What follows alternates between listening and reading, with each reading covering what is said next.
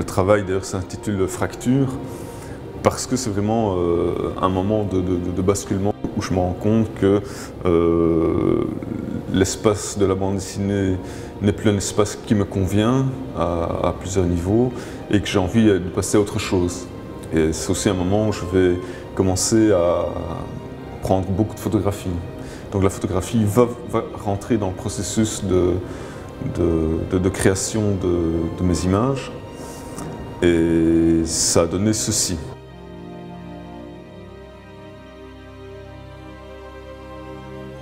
Un personnage d'un paysage, c'est comme s'il y avait une tragédie en trop.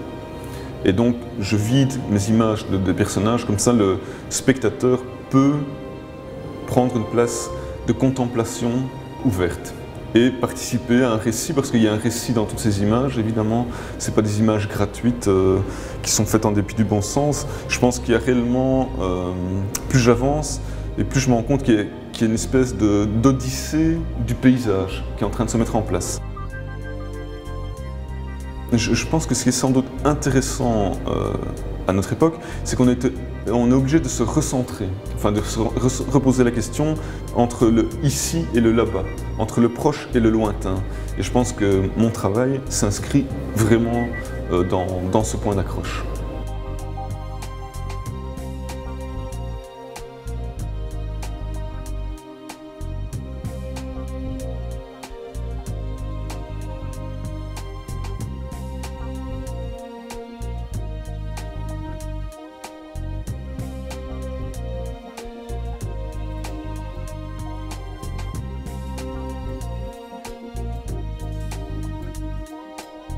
Oui, c'est une solution d'urgence pour moi.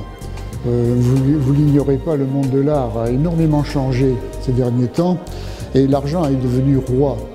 Il faut bien penser que la peinture, l'art en général, l'art contemporain, est devenu la monnaie suprême pour les milliardaires. Et quand ils ont tout acheté, que reste-t-il à acheter?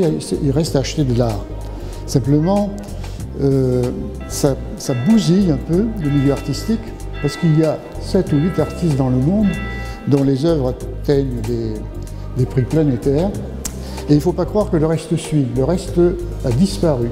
Donc je suis anonyme, mais de fait, je ne l'ai pas choisi. Simplement, en l'adoptant publiquement, comme je le fais, c'est une manière de reprendre l'offensive.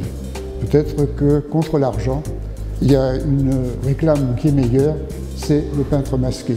On verra, c'est à vivre.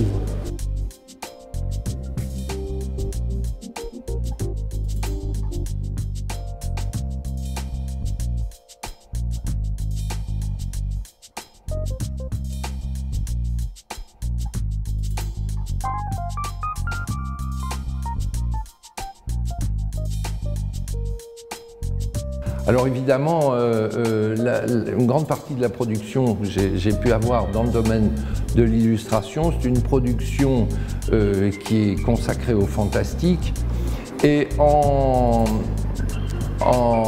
exposant avec le peintre masqué, j'ai vu qu'il avait de grandes œuvres et que moi j'avais des petits travaux, n'est-ce pas? Je me suis dit, ça fait un peu carte postale à côté de ces grands travaux.